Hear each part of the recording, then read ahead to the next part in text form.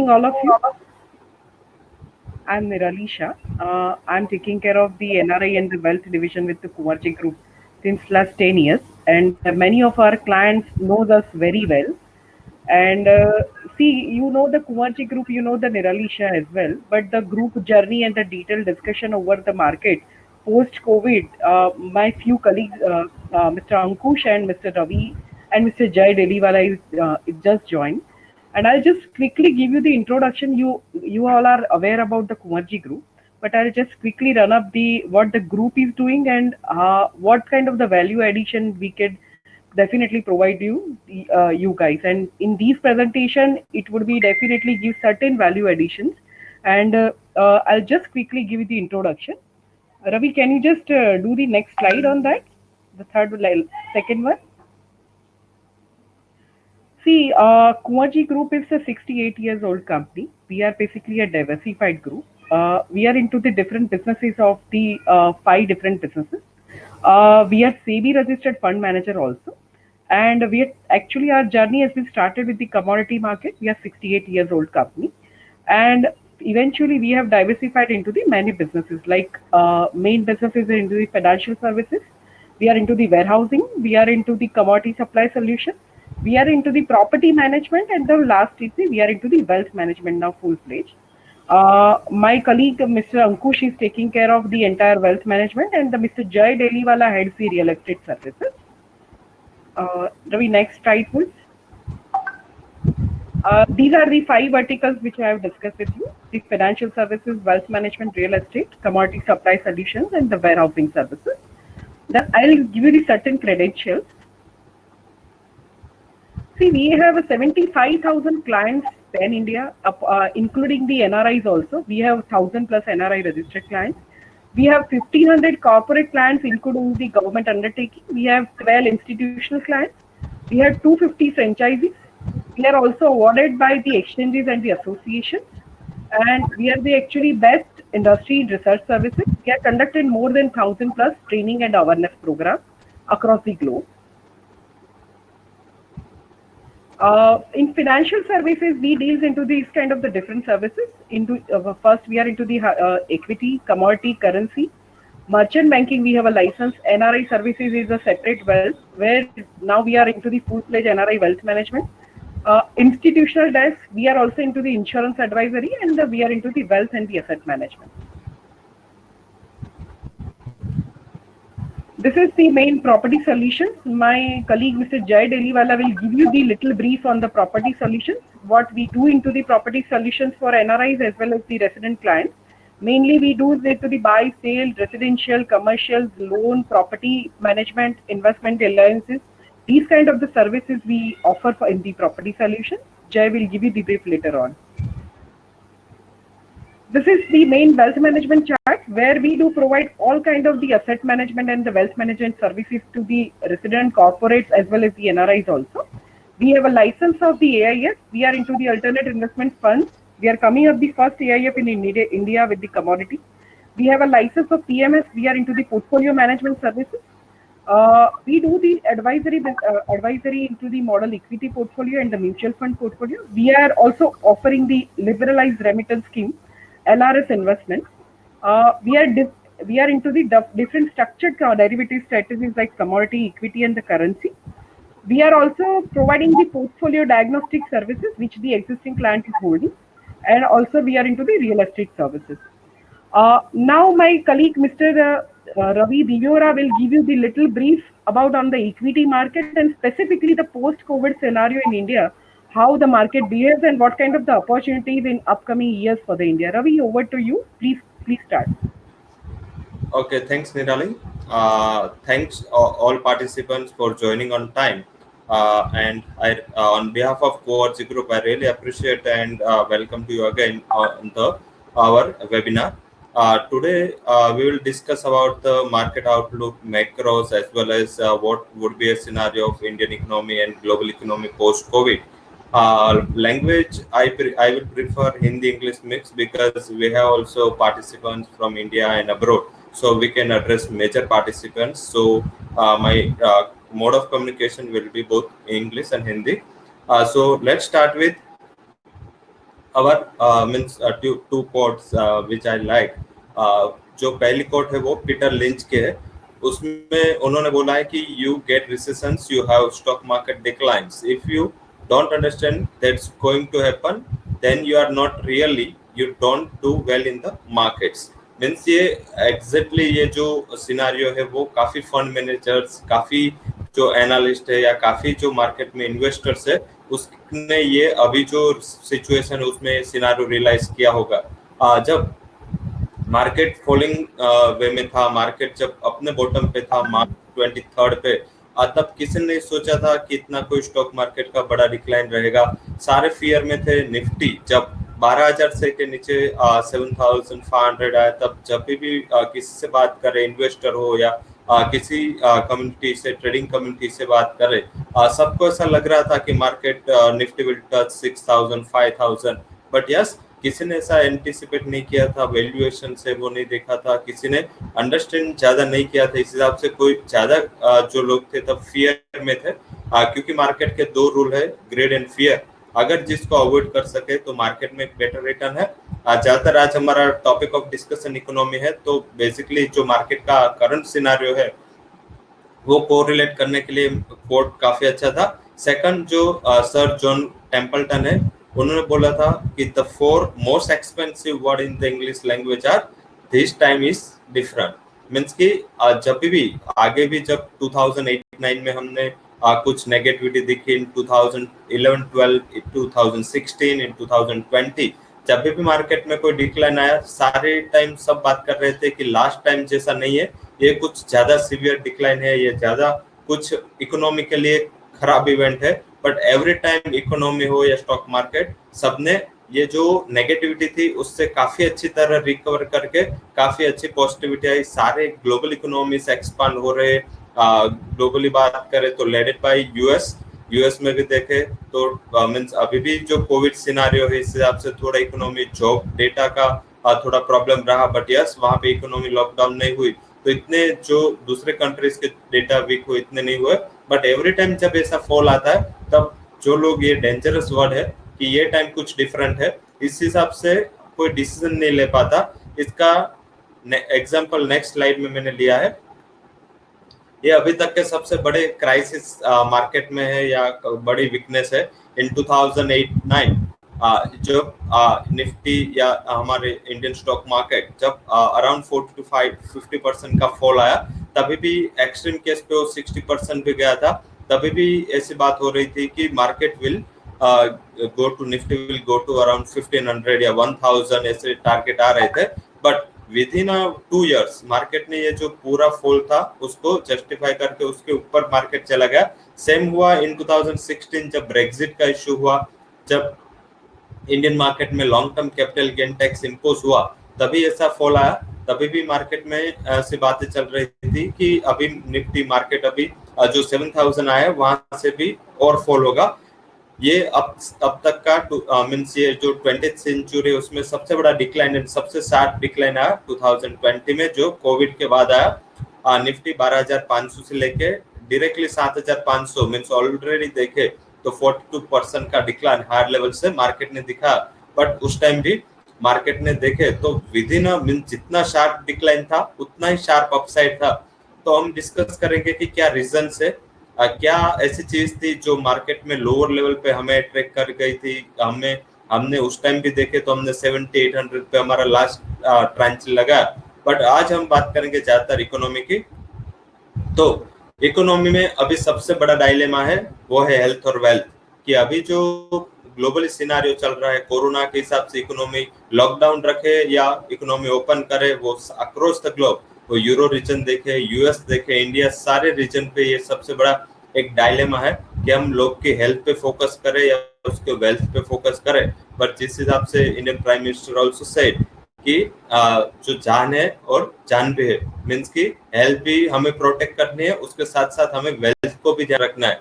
तो सारे जो ग्लोबल इकोनॉमिक्स थे या सारे जो सेंट्रल बैंकर्स थे या सारे गवर्नमेंट्स थे, उन्होंने अपनी पॉलिसी कुछ ऐसी डिजाइन की कि जिस हिसाब से जो ग्लोबली ये पोस्ट कोविड मीन्स कोविड के बाद जो इतना डिक्लाइन आया उसको प्रोटेक्ट कर गया. उसमें सबसे बड़ा था कि अभी तक जो गवर्नमेंट्स थे अक्रॉस द ग्लोब, उसमें यूएस गवर्नमेंट देखे, इंडियन गवर्नमेंट देखे या चाइनीज गवर्नमेंट देखे, सबका जो मेजर फोकस था वो ज्यादातर था डेफिसिट था, गवर्नमेंट रेवेन्यूज था। उस पर गवर्नमेंट काफी ट्राई कर रही थी कि डेफिसिट कम हो, गवर्नमेंट अच्छी रेवेन्यू कर पाए। बट कोविड के बाद सारा सिनारियो चेंज हो गया। अभी जो फोकस कर रहा है उसमें जो डिग्रोथ है उसमें से ग्रोथ में आने के लिए ज्यादा फोकस हो रहा है, जीडीपी को बचाने के लिए ज्यादा फोकस का हो रहा है। जॉब मार्केट के ऊपर काफी ध्यान दिया जा रहा है, क्योंकि कोविड के हिसाब से लॉकडाउन रहा, लॉकडाउन के हिसाब से सिचुएशन वर्स्ट हुई। यूएस में भी अनएम्प्लॉयमेंट क्लेम्स की बात करें तो वीकली अनएम्प्लॉयमेंट क्लेम्स अभी भी अपने रिकॉर्ड हाई पे चल रहे हैं। तो इस हिसाब से देखें तो जॉब मार्केट को भी फोकस कर रहे हैं, गवर्नमेंट स्पेंडिंग को फोकस कर रहे हैं। हेलीकॉप्टर मनी मीन्स की इकोनॉमी का जो वर्ड है कि हेलीकॉप्टर मनी मीन्स के जो सारे जो इकोनॉमिस्ट है या सारे जो गवर्नमेंट्स है वो ज्यादातर उन्होंने एडवाइस किया कि अभी जो स्पेंडिंग बढ़ाए गवर्नमेंट लोग के अकाउंट में पैसे डाले या कुछ लॉन्स वाइज की किसी के हिसाब से लिक्विडिटी इन्फ्यूज करे सिस्टम में, कि जिस हिसाब से स्पेंडिंग बढ़े और स्पेंडिंग से थोड़ा डिमांड बढ़े और डिमांड से इकोनॉमी फिर से पटरी पे आए। क्योंकि इस टाइप इंफ्रास्ट्रक्चर स्पेंडिंग भी जरूरी था, बट यस इंफ्रास्ट्रक्चर स्पेंडिंग में लेबर चाहिए और जो हेल्थ का पोर्शन है, इस हिसाब से अभी जो इंफ्रास्ट्रक्चर स्पेंडिंग जल्दी इतना रिकवरी नहीं कर पाता। क्योंकि Karl Marx is a father of economist और उन्होंने बोला था कि जब भी कोई सीवियर सिचुएशन नेगेटिव साइड हो इकोनॉमी में, तब हमें ज्यादातर फोकस करना चाहिए इंफ्रास्ट्रक्चर स्पेंडिंग पे। बट इस time due to labour shortage, due to availability of resources, इस टाइम इस पे गवर्नमेंट फोकस नहीं कर पाई, तो स्पेंडिंग पे ज्यादा फोकस हुआ। ये है सेंट्रल बैंकर्स। अभी अक्रॉस द ग्लोब मार्केट में बात चल रही है, नास्टेक अपने रिकॉर्ड हाई पे है, साथ में सोना भी चल रहा है, silver is also on record high, copper भी इंडिया में ऑल टाइम हाई पे चल रहा है। ग्लोबल देखे तो अपने 12 साल के हाई के करीब है। तो इंडस्ट्रियल मेटल्स चल रही है, मीन्स की कमोडिटीज चल रही है, इक्विटीज भी चल रहे हैं। तो ये क्या रीजन है जिस हिसाब से सारे इकोनॉमी या सारे जो असेट क्लासेस है उसमें इक्वली अपसाइड आए? तो मेजर रीजन है is the chip money and easy money. जो सेंट्रल बैंकर्स है उसमें फेडरल रिजर्व हाईएस्ट, जो फेड ने अपनी बैलेंस शीट ट्रिम करके हाईएस्ट जो अपना पैसा है वो इन्फ्यूज किया। साथ में फेडरल रिजर्व के अलावा आरबीआई, बैंक ऑफ चाइना, उसके अलावा बात करें तो यूरोपियन सेंट्रल बैंक, साथ में bank of Japan, bank of England, ये सारे ने जो अपने बैंकर्स है उन्होंने अपने रेट्स शार्पली कट किए और through bond market and through repo उन्होंने इतना ज्यादा लिक्विडिटी इन्फ्यूज किया कि जिस हिसाब से गवर्नमेंट को स्टिमुलस की जरूरत पड़ी। बट कंपैरेटिव ये chip money and easy money जो सेंट्रल बैंकर्स ने प्रोवाइड की, इस हिसाब से ये काफी काम आया। जो इंडस्ट्री से जिसको सडन कोई जरूरत थी उन्होंने इसमें हमने एग्जांपल लिया है कि ट्रेजरी बिल्स का जो रिकॉर्ड $2.98 ट्रिलियन का था। क्यूई भी देखे तो क्यूई फिर से लॉन्च हो गया, सारे मोस्ट ऑफ सेंट्रल बैंकर ने क्यूई लॉन्च कर दिया। रेट कट्स का साइकिल सब जगह चल रहा है। नेगेटिव जो एडवांस इकोनॉमी है वो या तो नेगेटिव या तो फ्लैटिश मींस की जीरो इंटरेस्ट रेट पे चल रही है। एडवांस से हम बात करें कि डेवलपिंग इकोनॉमी, वहां भी अपने जो प्रीवियस रेट्स थे वहां से 40-50% रेट कट किए गए। तो रेपो एंड डिपो जापान में भी ये सबसे बड़ा कंसेप्ट है। तो ये सबसे बड़े देखे तो सेंट्रल बैंकर है उसका डविश पॉलिसी रहा, और इसके हिसाब से देखे तो काफी पॉजिटिव आया। ये है स्टिमुलस यूएस का वर्ल्ड में हाई स्टिमुलस रहा अराउंड 2 ट्रिलियन। अभी भी बात करें तो जल्दी ही यूएस गवर्नमेंट अभी $1.5 ट्रिलियन के पैकेज के अनाउंसमेंट के नजदीक है।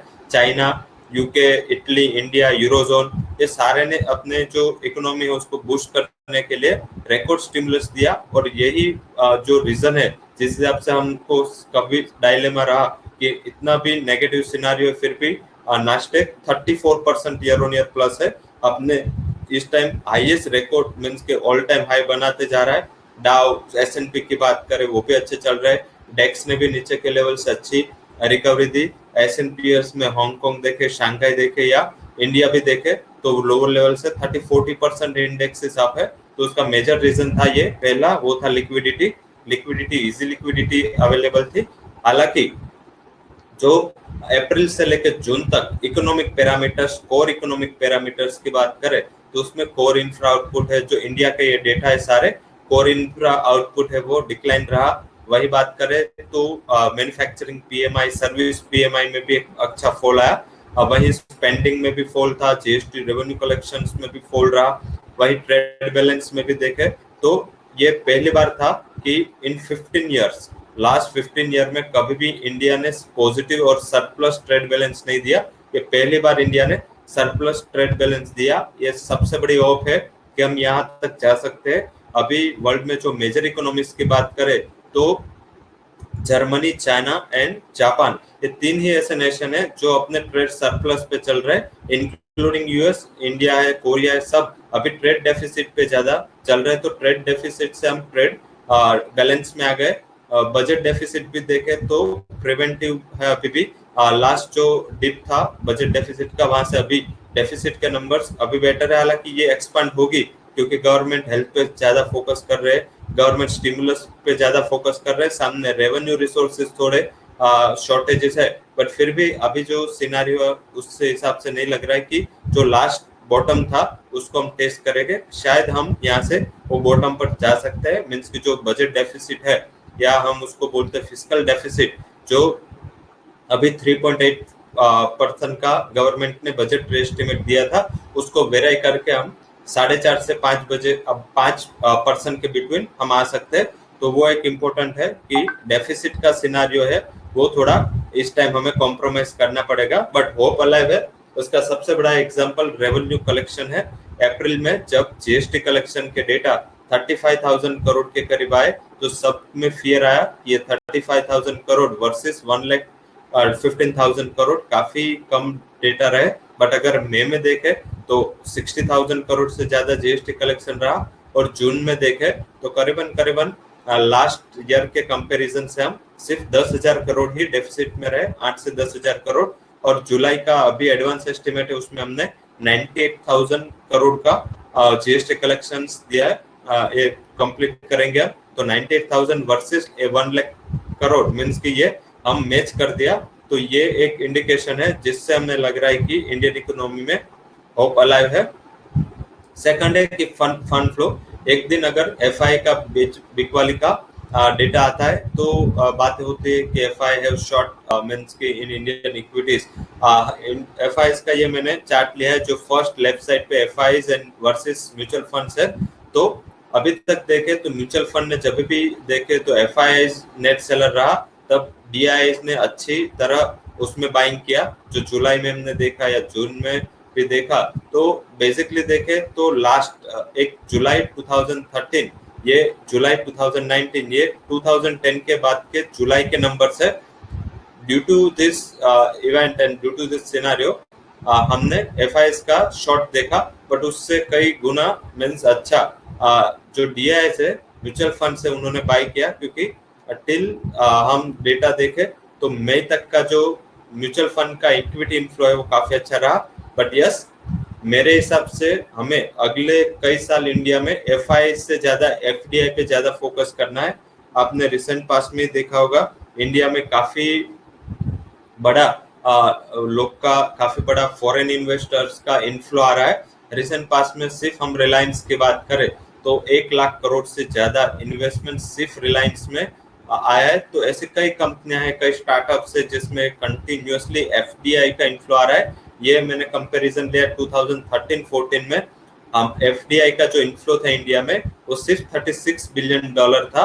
अभी 2019-20 की बात करें तो वो हुआ 74 बिलियन, और मेरे एक्सपेक्टेशन है कि इन 2020-21 में ये जो इनफ्लो है वो करीबन 90 to 100 बिलियन डॉलर करीब पहुंच जाएगा। उसका मेजर रीजन है ये जो ब्लैक का चार्ट है उसमें मैंने शो किया है।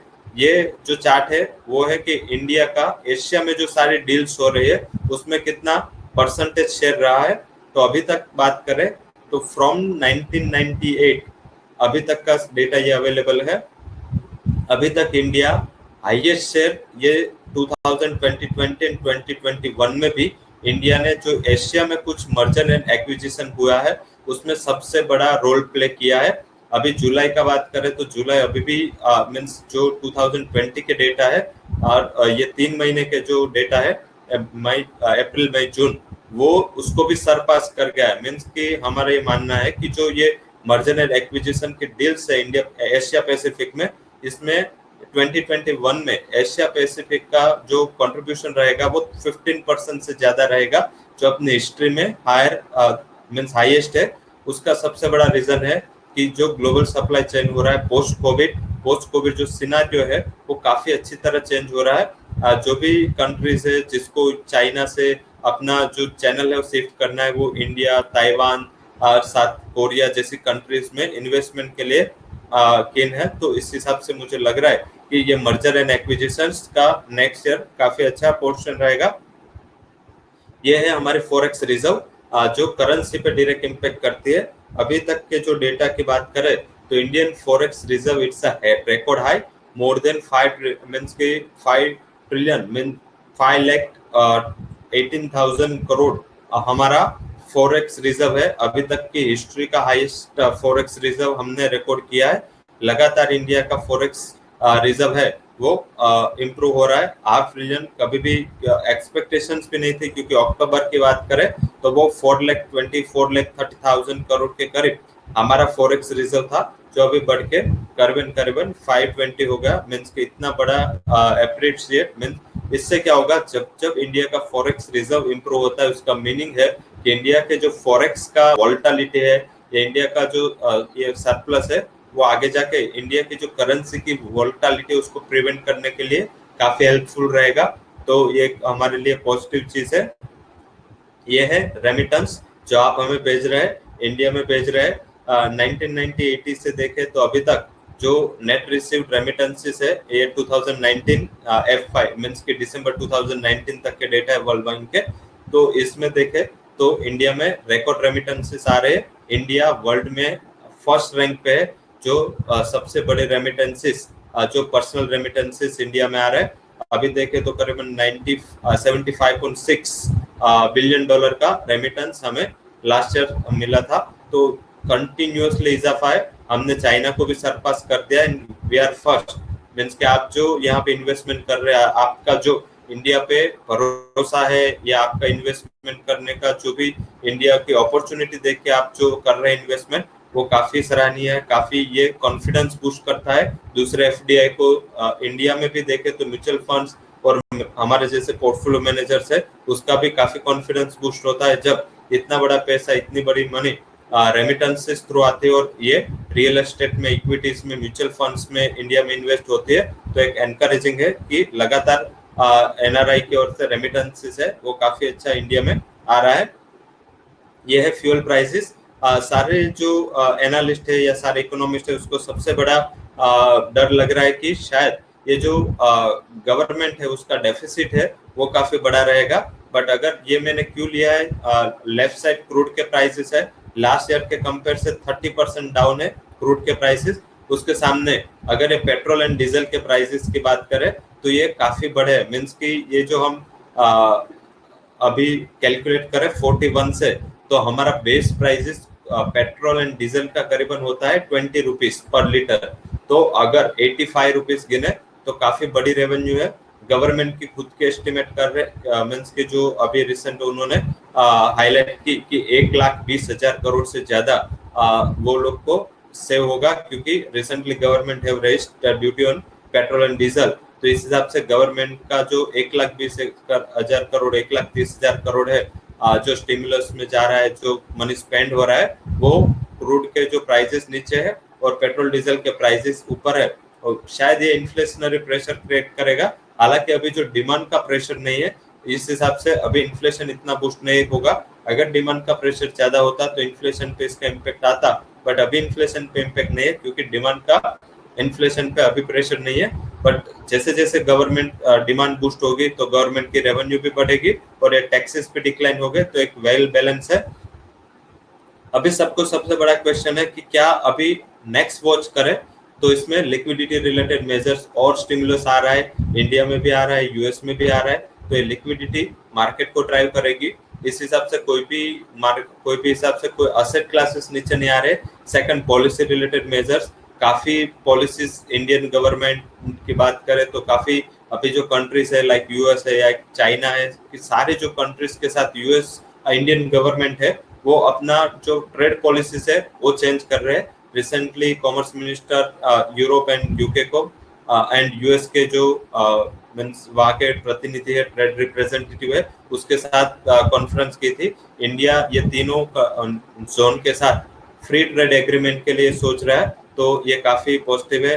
चाइना के जो इंपोर्ट है उसके ऊपर काफी हमने लगाम लगा, इस हिसाब से जो डोमेस्टिक इंडस्ट्री है जिसको बूस्ट मिलेगा, तो पॉलिसी रिलेटेड मेजर्स काफी अच्छे आ रहे हैं। कोरोना वैक्सीन रिलेटेड डेवलपमेंट कुछ आएगा तो वो सपोर्ट करेगा।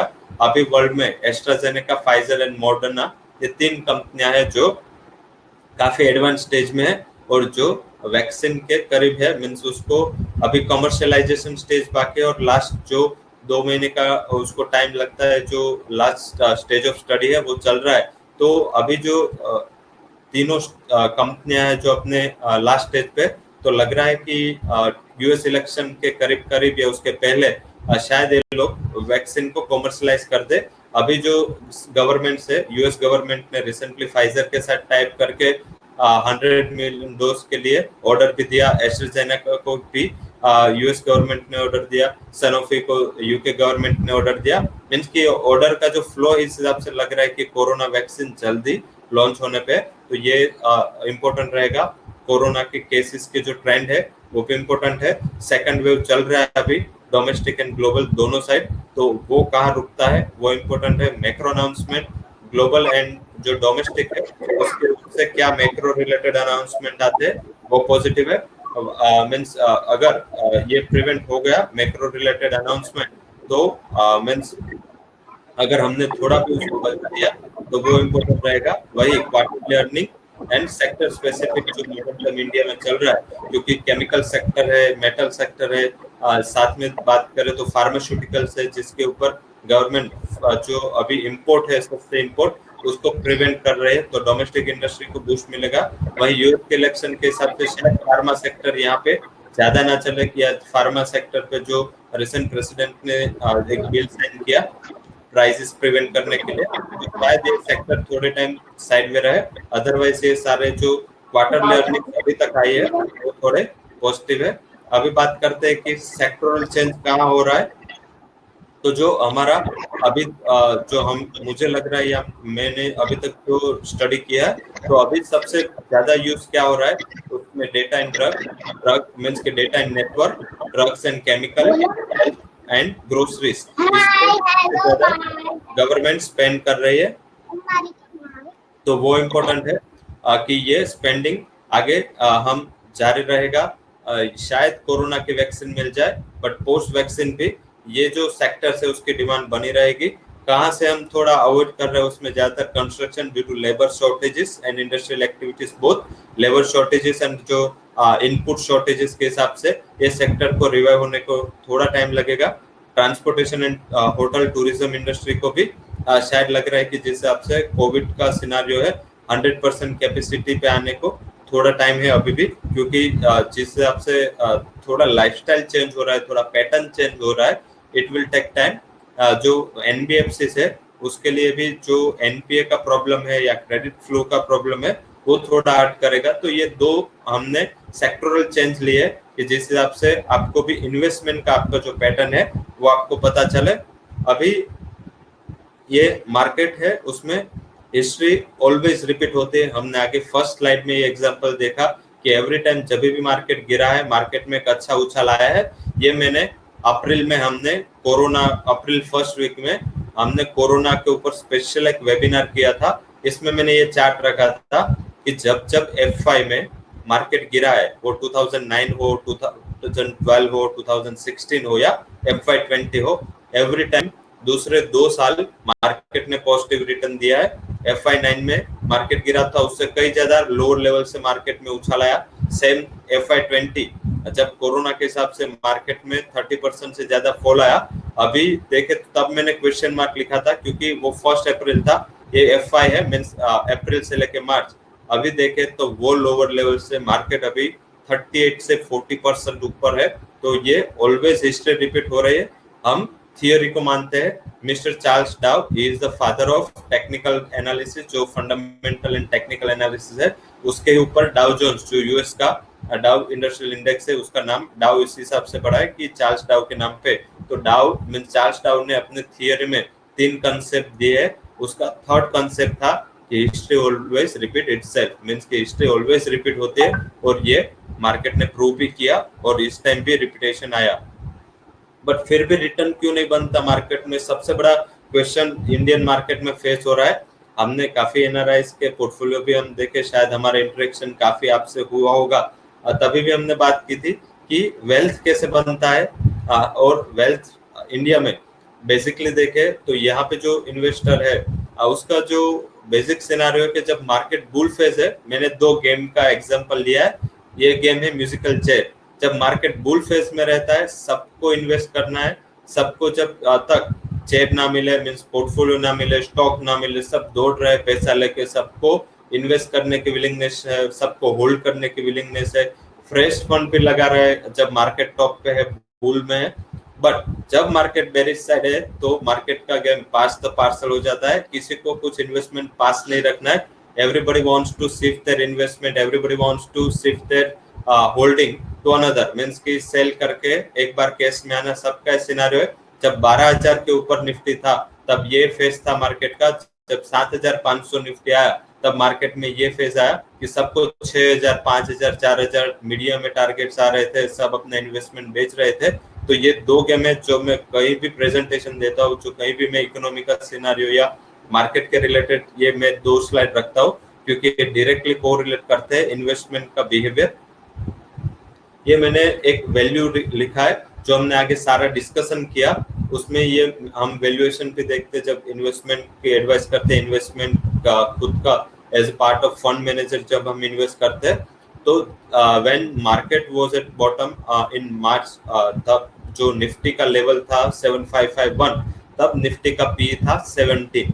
P means price earning ratio, lower PE means की comfortable situation, higher PE means over valuation market. तो ये फॉरवर्ड पी जब निफ्टी 12,100 था 3 जून को, तब निफ्टी का प्राइस अर्निंग रेशियो था 29.90। तो इतने एक्सपेंसिव वैल्यूएशंस थे, उससे करीबन 40 to 42% फॉल आया वैल्यूएशन में, मींस कि एक्सट्रीमली अंडर वैल्यूएशन था। तब हमने मार्केट में काफी इन्वेस्टर से जिसको सलाह दी, या काफी हमारे सारे एनआरआई क्लाइंट्स से भी बात हुई कि आपका होल्डिंग है वो अभी इनटेक रखो, इसमें सेल करने का टाइम नहीं है, एडिशन करने का टाइम है। उसका अगर आप वैल्यूएशन देखो तो मार्केट, अगर आप वैल्यू को बिलीव करते हो तो मार्केट ऑलवेज आपको रिटर्न देता है। इसका एग्जांपल है, ये मैंने सिम्फनी का चार्ट लिया है। इन 2010 जब symphony means it's a cooler making company in India, तब उसका प्राइस था ओनली 15 रुपीज पर शेयर। अगर 10,000 का आपने सिम्फनी का कूलर लिया होता और उसके सामने अगर 10,000 रुपीज आपने सिम्फनी के शेयर में इन्वेस्ट किए होते, तो आज उसका वैल्यू होता 6 लाख रुपीज। और अगर कल के क्लोज से देखे, फिर भी ये मैंने 6 लाख रुपए लिया है, वो अप्रैल फर्स्ट वीक का लिया था। अभी वो 870 मींस के करीबन 6 लाख रुपीज पर शेयर उसका मींस आपका इन्वेस्टमेंट का वैल्यू होता। ये सेकंड है आइसर मोटर के शेयर का वैल्यू था 590 रुपए पर शेयर इन 2010। 2020 मार्च एंड का प्राइस था 17,000। मींस अगर आपने 1,25,000 के जो वैल्यू है उसकी बाइक की, अगर इतना ही पैसा आपने उसके शेयर पे लगा होता तो वो हो गया 36। मींस कल के क्लोज से देखे तो करीबन यही, वहां से भी 15%, 10 to 15% अप है। तो ये काफी बड़ा वैल्यू अप्रिशिएशन है। ये थर्ड चार्ट है, वो है बजाज फिनांस। जब 2010 जनवरी में उसका प्राइस था 34 रुपीज पर शेयर, जो हो गया 2440 इन मार्च। एंड अभी देखे तो उससे भी ज्यादा, मींस कि अगर आपने रेफ्रिजरेटर 30,000 का लिया, उसके सामने 30,000 का शेयर लिया होता, तो आपको किचन एंड जो रियल एस्टेट का पोर्शन जय भाई कवर भी करेंगे। बट यस, एक किचन के साथ एटलीस्ट अहमदाबाद के नॉर्मल एरिया में किचन एंड रेफ्रिजरेटर दोनों ये वैल्यू पे आ जाता। तो इंडिया में अगर इन्वेस्टमेंट लॉन्ग टर्म रखे, तो इन्वेस्टमेंट अच्छी स्क्रिप्ट में रखे तो आपका रिटर्न बनना है। बट क्या इसमें डायनामिज्म है, सारे स्टॉक इतना एग्रेसिव क्यों नहीं वर्क करते, वो हमने ये स्लाइड में लिया है कि 1992 में हम बात करें, तब जो ये सेंसेक्स के टॉप 5 स्टॉक्स है जो मैंने लिस्ट लिया है, 1992 में टाटा स्टील इंडिया का सबसे वैल्यूड मींस कि सेंसेक्स का सबसे वैल्यूड कंपनी था, जिसका मार्केट कैपिटल या जिसका percentage of share in Sensex सबसे ज्यादा था। 2000 में ये इन्फोसिस ने पहला नंबर ले लिया, इन 2008 Reliance, 2016 HDFC bank and again in 2020 Reliance. तो एवरी 8 साल में एक साइकिल चेंज होती है। मैंने ये हिस्ट्री काफी मींस अंदर जाके ये चेक किया है और सारा जो मार्केट का बिहेवियर मैंने 1992 से लेके अभी तक का लिया, उसमें मैंने फाइंड किया कि एवरी 8 ईयर में the market pattern, market behaviour and consumption pattern in the country have been change. Means कि इस हिसाब से एवरी टाइम, कभी भी टेक्नोलॉजी का टाइम था, कभी मेटल का टाइम था, कभी एनर्जी आया, फिर से बैंक आया, तो अभी बात करें तो अभी टेक्नोलॉजी मींस की अभी कम्युनिकेशन आया। तो बेसिकली देखे तो आज का अगर कल का क्लोज देखे तो रिलायंस, अब हर बार देखे कहीं हमारा भरोसा रिलायंस, हमारे पोर्टफोलियो का हाईएस्ट परसेंटेज से रिलायंस का है। उसका मेजर रीजन यही है कि एवरी बुल साइकिल या बेयर साइकिल में रिलायंस ऑलवेज टॉप 5 में रहा है। अभी देखे तो रिलायंस का जो मार्केट कैप है वो अपने इमीडिएट पीयर्स टीसीएस के मार्केट कैप से 75% ज्यादा है। मींस कि ये एक इंडिकेशन है कि कभी भी पैटर्न या कंपनी का एंड कंट्री का कंजम्पशन पैटर्न चेंज होता है, तो according to that we have to shift our investment, we have to shift our portfolio. तो हम जो फंड मैनेजर है, जो हम इन्वेस्ट करते हैं, जो हम पैटर्न देखते हैं, हम यही पैटर्न देखते हैं कि कंजम्पशन क्या जा रहा है। जब जनवरी में हम जा रहे थे तब केमिकल एंड फार्मा कंपनी अपने बॉटम पे थी, किसी को भी इन्वेस्टमेंट नहीं करना था। बट जैसे ये कोविड आया, सडनली प्राइसेस 2 टाइम 3 टाइम्स बढ़ गए। तो ऐसे कंजम्पशन चेंज होते हैं, तब हमारा इन्वेस्टमेंट में भी वो चेंज होना चाहिए। वो ऑलवेज मार्केट अप्रोच है। उसके साथ हमारा इन्वेस्टमेंट डाइवर्सिफिकेशन भी होना चाहिए। हमारा पोर्टफोलियो क्यों आउट परफॉर्म किया? क्योंकि हमने सब स्टॉक्स में इन्वेस्ट किया था। बैंकिंग में ज्यादा गिरावट आई, बट सामने हमारे फार्मा कंपनीज थे, उसमें एक अच्छी रिकवरी थी। तो ये एक सबसे बड़ा सिनारियो था, जिस हिसाब से हमने जो हमारा इन्वेस्टमेंट का जो रिटर्न है वो अभी डिफेंसिव रहा। बॉन्ड में होना चाहिए, स्टॉक्स के सब होना चाहिए, डेरिवेटिव्स, आरआईटीज, ईटीएफ में हमारा इन्वेस्टमेंट होना चाहिए। असेट क्लास में commodities, equities, real estate, mutual fund, उसमें भी हमारा डाइवर्सिफाइड इन्वेस्टमेंट होना चाहिए। ऑलवेज डाइवर्सिफाइड इन्वेस्टमेंट है वो मार्केट में डिफेंसिव एंड अच्छे रिटर्न मार्केट में प्रोवाइड करता है। तो ये सबसे इम्पोर्टेंट है कि डाइवर्सिफिकेशन होना चाहिए। यह है पावर ऑफ अक्यूमुलेशन। जब 12,200 पे निफ्टी था तब हमने थोड़ा ओवर वैल्यूएशन फाइंड किया और हमने वहां पे थोड़ा कैश का पोर्शन हमारे पोर्टफोलियो का बढ़ाया, और बाद में जैसे मार्केट नीचे आया हमने वो इन्फ्यूज किया। तो वो लेवल से अभी मार्केट का जो उछाल आया तो उसका बेनिफिट हमने मिला। आप कोई भी वैल्यू का इन्वेस्टमेंट करें 100 रुपीज का, अगर वो 10 होता है तो आपका मैक्सिमम चांसेस ऑफ फॉल आपके रिटर्न में 100% या जो मैंने एग्जांपल लिया उसमें 90% है। बट अगर 10 रुपये से ये बढ़ता है, अगर फिर से 100 जाता है तो वो होता है 900%। मीन्स कि downside limited to 100%, means उससे ज्यादा कुछ नहीं होना है, जीरो से माइनस में कुछ नहीं जाना है। बट ऊपर अगर सिस्टमेटिक इन्वेस्टमेंट करते हैं हम तो हमारा रिटर्न मल्टीपल टाइम्स भी हो सकता है। तो ये पावर ऑफ एक्यूमुलेशन जो बेसिकली जो हम जब एनआरआई से इन्वेस्टमेंट के लिए बात करते हैं तो सबसे बड़ा क्वेश्चन रहता है कि एवरी टाइम इंडिया में जो करेंसी उसका डेप्रिसिएशन 4 to 5 टाइम 4 to 4% से 5% रहता है। तो वो सबसे बड़ा कंसर्न है, जिस हिसाब से रिटर्न पॉसिबल नहीं है। इस हिसाब से इंडिया में इन्वेस्टमेंट में एफडी इनफ नहीं है, क्योंकि एफडी का इंटरेस्ट रेट अभी रेपो देखे तो इट्स 4.1%, एफडी का इंटरेस्ट रेट 6.5-7% से ज्यादा कहीं भी नहीं है। तो अगर रुपीज 4 to 5% डेप्रिशिएट होता है और रिटर्न 6% है तो आपको 1% से ज्यादा नहीं बचेगा in FD. But in equities Sensex given historically 10 to 12% return.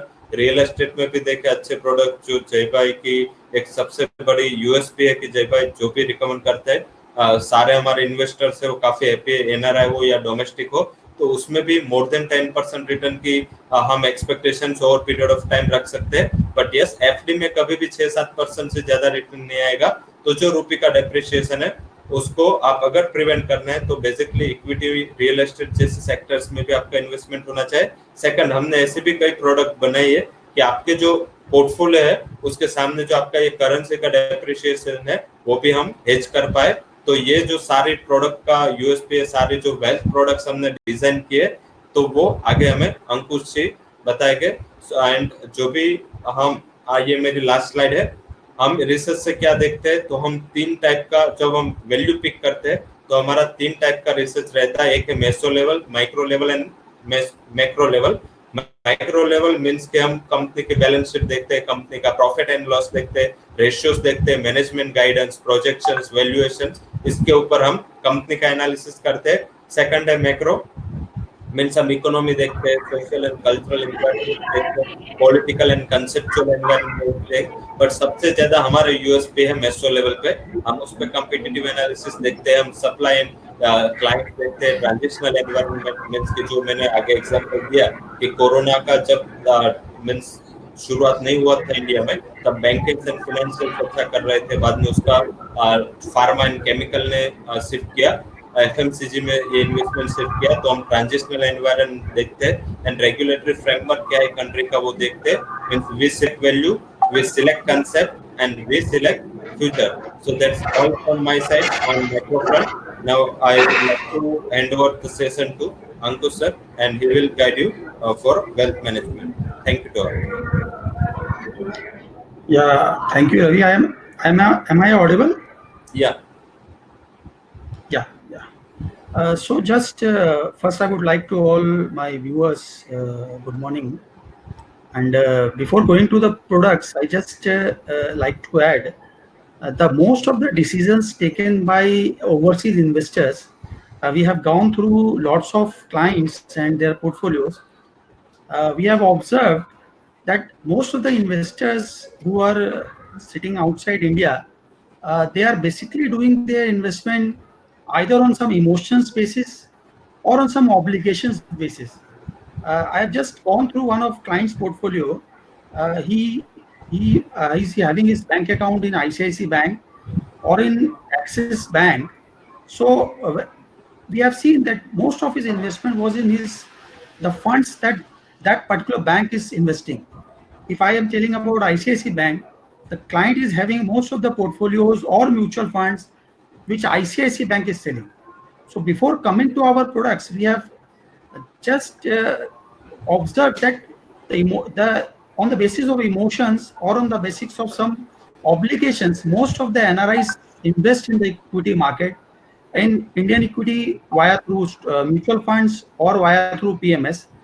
And after a long period, they find out that their mutual funds or their any investment in any of the equity linked products that have not given the expected returns what market has given. So due to these emotions or due to these obligations, the investment can be a right or might be wrong. So in Kumarji Wealth, what we basically try, what we have seen in history, as Ravi told, that fundamentals of Indian economy is always good. Even in last, if you see in quarterly basis, market is up by around 50% from bottom.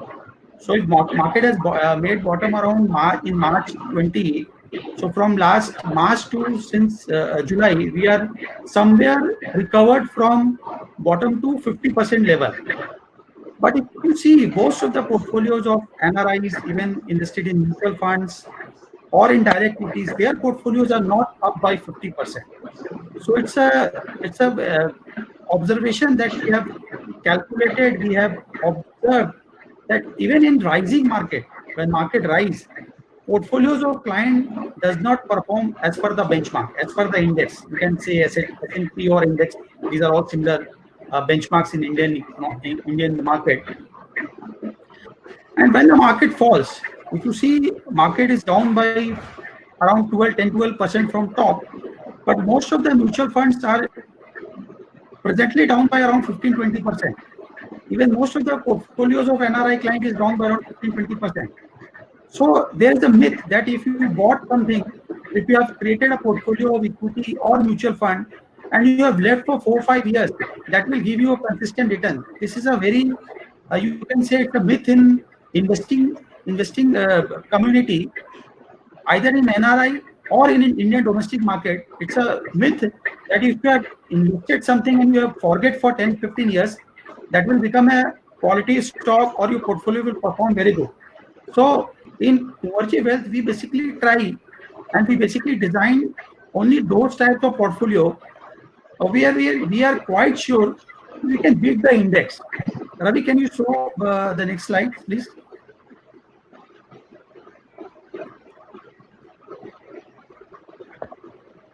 So our research that Ravi just discussed, so Ravi is our research head, and we have a team of around 30-40 research analysts right now. So our approach is research. Basically, we are doing top-down research, the top-down approach. So when I say top-down approach, first we look after the performance of economy, how the economy is going to perform. Then we look after those sectors who are going to perform in that economy, that condition of economy. And before selecting that stock, we try to find out those sectors who will perform and what are the stocks, which are the stocks that going to perform under that particular sector. Then our portfolio would be created, and all our portfolio are aligned in such a manner that we can say that in coming quarters or in coming year, we will definitely outperform the benchmark. So historically, if you see before post-COVID or pre-COVID, index has given around 10 to 11% CAGR return. So if in terms of Nifty or in terms of S&P 500, if index has given around 11-12% CAGR returns every last 3 years, so my portfolio or my Kumarji Wealth products are designed in such a manner that in every quarter and every year or in coming 4 to 5 years, we must outperform the relative benchmark. So Ravi, can you show the performance of model portfolio, please? Yeah, so in fund management activity, we have registered PMS. So I think most of the viewers know what is registered PMS, but our forte would be how to generate alpha. So basically, when we say alpha, you can see that the index is, this data is since 30th June. So since June, last 1 year, index is down by around 7 to 8%, and my portfolio was down by around 2%. So we have generated alpha till 30th June also. We have designed certain type of portfolios where anybody can start from an investment ticket price of around 25 lakhs rupees, because registered PMS starts from 50 lakh rupees. So we have different types of portfolio where the stock selection would be on the same basis.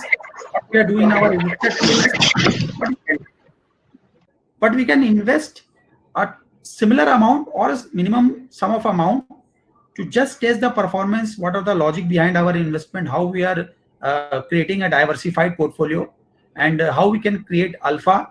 And we are quite sure that our research team is doing very hard work. We are a very thorough up research on the basis of economy, sectors, and diversification. So in coming 1 year, 2 year, and down the line 3 to 5 years, around these type of portfolio will definitely generate around 14 to 15% of CAGR returns. So this is my registered PMS, and we have different types of portfolios where we can say these are all similar to portfolio management services, but portfolio management services starts from 50 lakhs. These funds start from around 25 lakhs, or somebody can start from a minimum investment amount. And if you can see the performance, in last 3 months, we have created a return of around 23%, where index is up around 20%. Even in last 1 year till July, market is down by around 13%. My fund is only down by around 4 to 5%. We are holding Reliance since 1500 rupees. We have seen Reliance 900 rupees, but still in our portfolio we have around 10 to 12% Reliance, SDFC Bank, IC Bank. So these are all quality stocks where we are quite sure in coming 1 or 2 years we will generate alpha. Next. Yeah. Ravi, please go to next slide. Yeah, Ravi. Hello. Yeah. So mutual funds, we have seen that lots of NRI have already invested in mutual funds, and their portfolio is of quite good size. Good amount of investment have already been done, but the portfolio is not aligned with the index. We have seen that if in the last 3 months, index has given around 15%, but none of the mutual funds which clients are having invested, their portfolio is not in such an organized manner, or not aligned to large cap or high cap or in a mid cap quality mutual funds. Due to this diversification theory not properly allocated, so their portfolio has not given so much of return, equivalent to the index has given in last 3 to 4 months. So in line with the mutual funds, we have designed some fund, fixed income fund. So my fixed income fund is basically, you can say, to generate higher returns than FD. So you, as an NRI, you know that what is FD returns in India and even in US. So my debt portfolio is a risk-free portfolio where we are buying only quality debt funds like HDFC Corporate Bond Fund or SBI Magnum Gilt Fund. So basically 90% is a government equities. And in last 1 year, we have generated around 13% returns without any risk. Even since April, 5% return was there. So we are beating FD by 100%, you can say. And we have equity mutual funds. We have quality diversified in different types of equity mutual funds where we have access. So what NRIs can bought as per FATCA compliance, we can design as per their requirement. If they have some regulations, then we can design as per their need. We can design different type of mutual funds for them also. We have hybrid mutual funds. So this mutual funds portfolio would be something which would be required in this industry for the NRI investors, overseas investors. And considering that, because we have lots of NRIs on our desk actually, and we have designed these different types of mutual funds, and we are approaching to our Indian domestic investors also and to NRI clients also. Next. Yeah. So this is my basically a snapshot of all the funds we have. We have registered PMS. We have 2 different types of model portfolios. Then we have mutual fund advisories. And for NRIs, we have currencies also. So if somebody wants to hedge the dollar, we are expecting around 8 to 9% return over there. So currency, we have seen that there would be a volatility of around 6 to 8% on an annualized basis. So that can be used as a hedging tool. And we are doing in a very structured way on a very low leverage basis. So quite sure that in coming 1 or 2 years, we can easily generate around 12 to 14% CAGR return for our clients. So that's from my side, Ravi. Yeah, so I go to my director, Mr. Jay Deliwala, who is looking after the real estate strategy. In that value we can give to our NRI.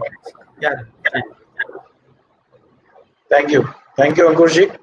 So after a very interesting presentation from both Ravi and Ankushji, I'll brief you about what we offer in terms of real estate, and since this pandemic, what kind of queries are there from our NRI clients and how we assist them. So considering the current scenario of the pandemic, the basic idea what we get from NRIs and what we feel is a market is, Ravi, next slide. So these are the 4 different aspects which is favoring and based on which we are getting a good kind of inquiries for NRIs in Indian market. That is, first they want to have their own home into the home country. So let's say they have kind of concerns, and they, as a part of for their long-term planning, we get many inquiries from our NRI clients to have their home into India. Second thing, because of the lower interest rate in Indian market and the overseas market, so the investment into, particularly in FDs, has a very less attraction. So that is favoring this market and the investment interest. Low interest rate on home loans. So the interest rate in India and overseas market also is reduced at a very low level. So that is also attracting people to buy residential or commercial properties for as an investment or the end use. The main significant factors which is impacting NRI's investment in Indian market is the rupee depreciation. So from 70 level of 70 in 2019, it has rose to rupee has depreciated to 36.55 in April 2020. So this has helped them to purchase the properties in India and giving them the more buying power. So at Kuberji, we have a kind of full-fledged real estate consultancy desk, wherein we help our clients to buy or let's say sell or manage their property portfolio in Indian market. And we have very good amount of database of the properties and even the based on our connect with the builders, we are able to provide a good offering to our clients. Next. So basically, what kind of queries which we get from the NRIs, or what is the more preferred way of investment in India, and where we also have a very good connect and the bandwidth. That is, first, they are looking kind of plotting projects, investment opportunity for the plotting project or the weekend home. So as and when they come to India, they can utilize that. Second, obviously, are residential projects. Third one is the fixed return investment, or we can say the pre-lease properties, wherein they get the kind of good returns on their investments from day one. So they need not to have a kind of waiting period while they invest into Indian market. And fourth one is a kind of business opportunity. So we get inquiry from NRIs wherein they would like to invest into any of the projects which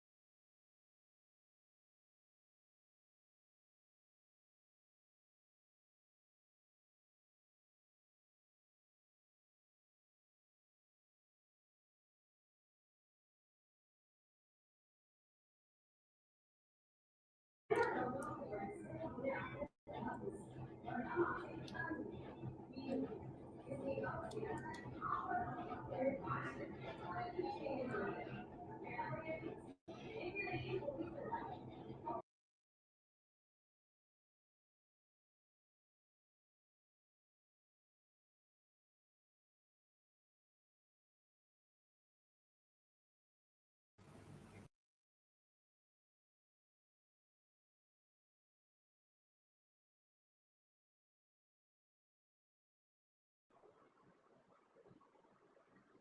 Sorry, there was some network connectivity issue, so I left the room. So yes, Ravi, the previous slide, please. Hello, Ravi. Yeah. So yeah, next.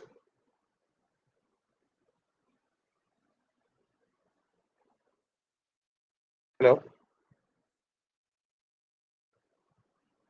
Hello.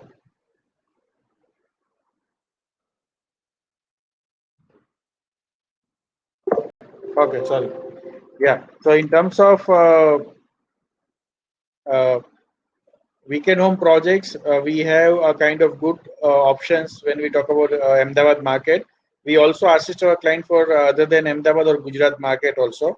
But these are the some projects which are let's say gaining a good attraction from the NRI clients, specifically in Ahmedabad. So yeah. So these are the weekend home projects which are gaining a good momentum in Indian for the NRIs from Indian market, and all these prestigious club of India, or sorry, Ahmedabad, Rajpath Karnavale Sports Club, have purchased a land for their new clubs in the vicinity of these weekend home projects. So it is gaining a very good attraction. So we'll share our contact details post the event, and you can connect us for the same. Ravi, once previous slide, please. Yeah, so fixed return or the pre-lease properties. So these are kind of investment opportunity where there is a zero waiting period for the investors. They get the return on their investment from the first day of their investment. Normally, return ranges from 5 to 8%, wherein we have a kind of set of properties wherein the tenants are banks or any financial institutions, retail brands, may it be clothing or FMCG or white goods or various others. Then warehouses, which is attracting very good returns, and in that particular returns are higher compared to all other segments. And the last and not the least is the residential segment. So in residential segment also we have multiple projects in the avenues, wherein we can have a kind of assisted living kind of concepts, which is now gaining a momentum in India. Then we have our township projects. Ahmedabad, there is a very good township project from the Adani Group, Godrej. They both have very good developed townships in Ahmedabad. One Ahmedabad-based developer, Sevi Group, is also have developed very good township with a sports academy. Sky City is another very renowned name into the township projects, which is when we talk about Indian market, Ahmedabad market. Plus, we have kind of assisted level projects where the clients get all kind of facility within that township or the kind of weekend home project, residential projects. So this is the bunch of services which we provide.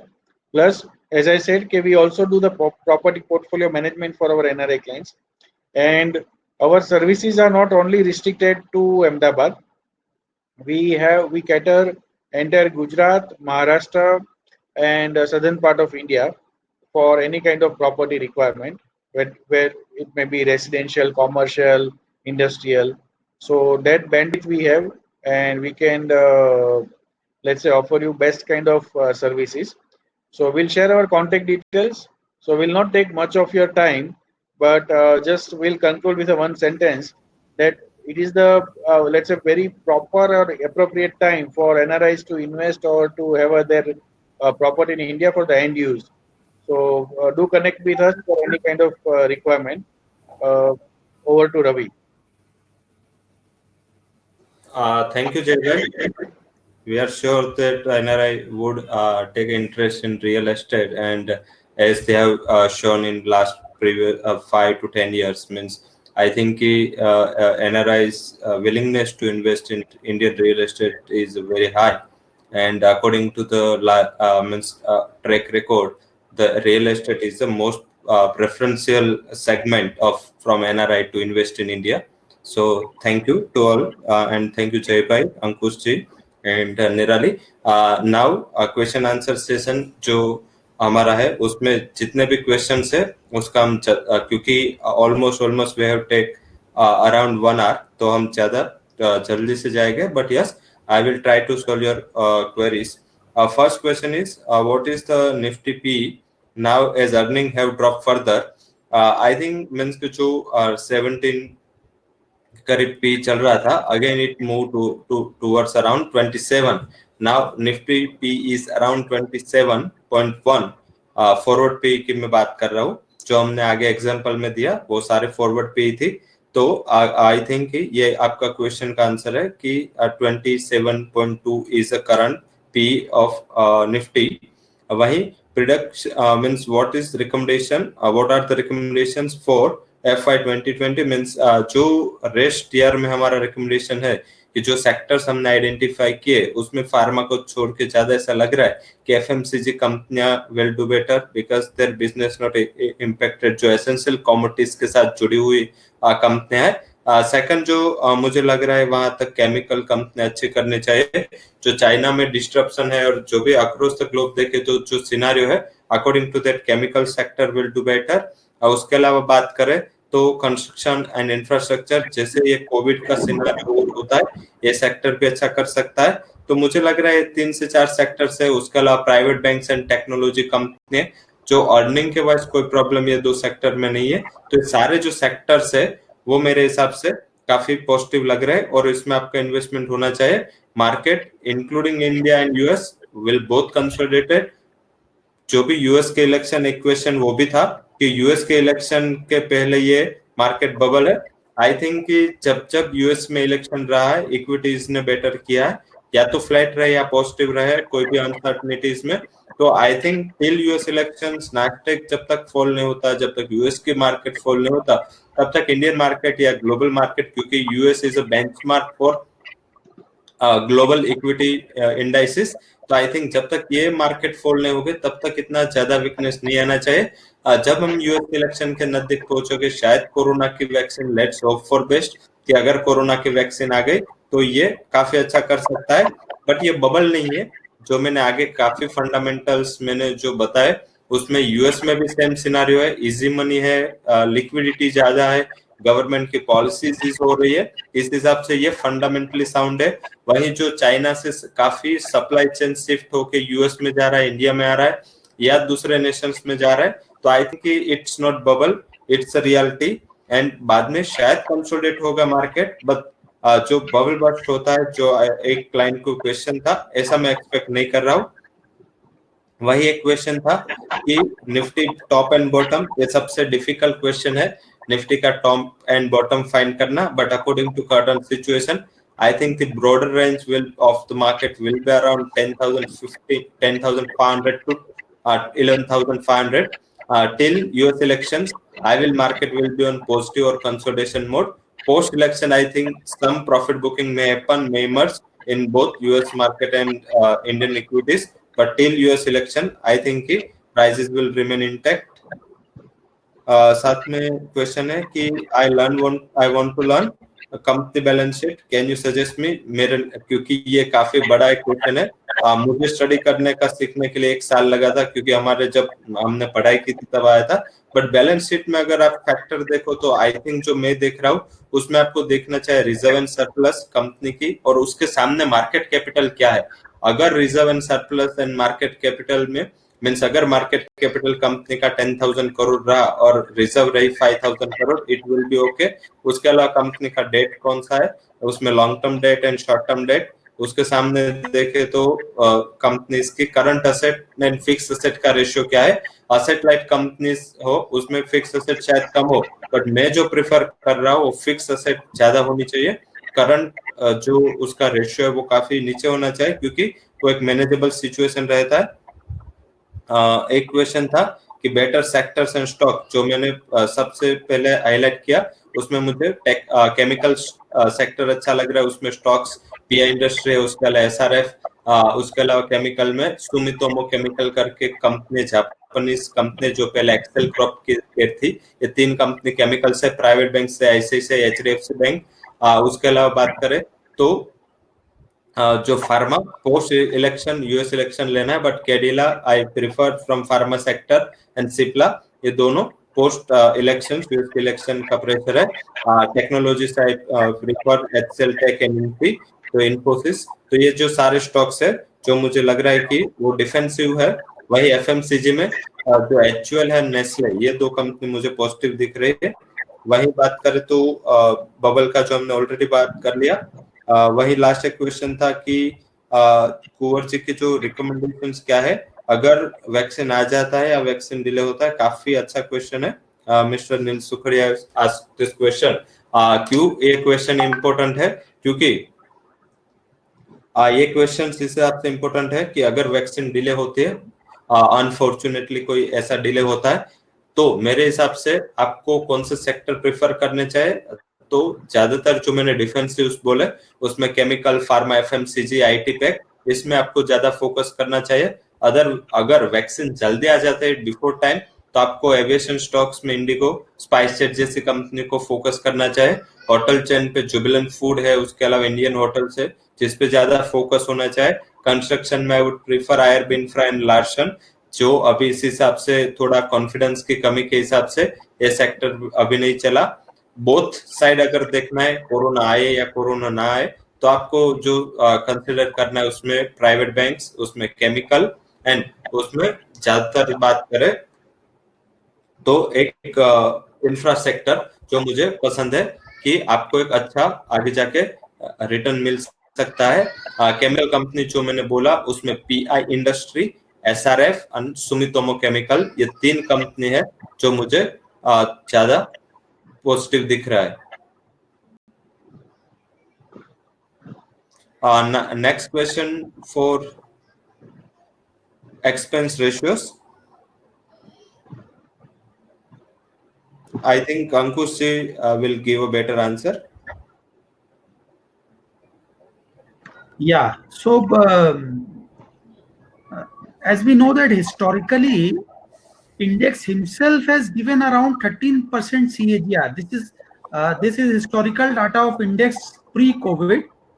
Even post-COVID, after correction of around 50% from top, now we are right now around 11,200 index. So post-COVID also we have seen that index has given around 10 to 11% CAGR returns. So if my portfolios are aligned with the index, we are quite sure. Even after 2008 correction, we have seen somebody has invested after 2008 or nearby 2008. In 4.5 years, the investment amount has doubled out. So 2008 में 4.5 साल में रुपया double हुआ था। Same situation अभी जो post Covid के माहौल में है, and the portfolios that we are designed are very much less volatile. They are passive way of investing, but we are managing on an actively basis. So when we say active, it's only tracking of the fundamentals of the company.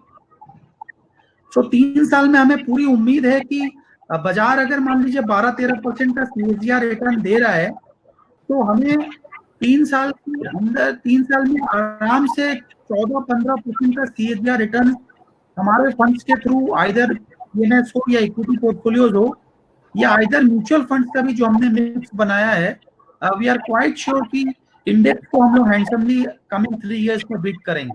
Thank you.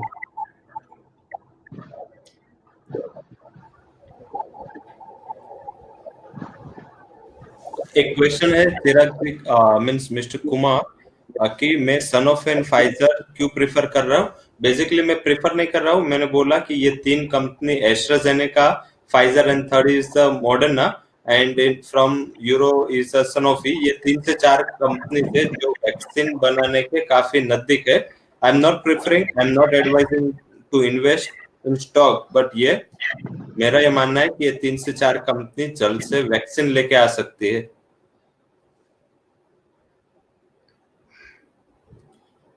हाँ, एक चिराग जी का question था कि gold, silver और any other assets है, मैं क्या prefer कर रहा हूँ. I think silver would be best and would be means something volatile, but I think कि silver would be best commodity for both Covid और नो कोविड. क्योंकि अगर कोविड रहा तो सिल्वर में बुलियन उसको means as a part of safe haven, gold जो चल रहा है उसका सबसे बड़ा पॉजिटिव इंपैक्ट रहना चाहिए सिल्वर के प्राइजेस में. अगर कोविड नहीं रहा तो base metal wood out perform and 50 to 60% in silver का यूज हो रहा है अभी इन इंडस्ट्रियल कमोडिटी.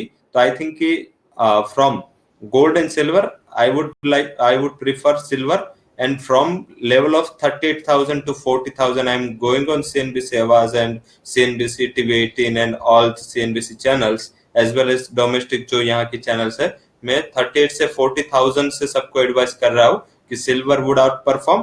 एंड अभी भी मेरा जो व्यू है इंटैक्ट है, यहाँ से कोई भी डिप मिले सिल्वर में around 56,000 57,000 it would be a better opportunity. I think silver would cross 70,000 soon. Thank you, Ravi. Thank you so much for your all the information. Thank you all the participants for your time and for your values for us. You can definitely reach out to our team and directly to me. My email ID is the nirali.shah@kumarji.com and my contact detail is, I'll just share in the chat. So you can definitely write us and we will surely assist for your all the queries. Because of a short of time, I have to just conclude the webinar. Thank you so much. And if you have any questions, any doubt, you can reach out to us at any point of your time. I'll just share my contact detail in the chat. You can just note down. If you have any questions, you can reach out to me, sir. Thank you. Okay. Thank you, sir. Thank you so much. We are concluding the webinar, sir. Thank you so much. Okay, thanks.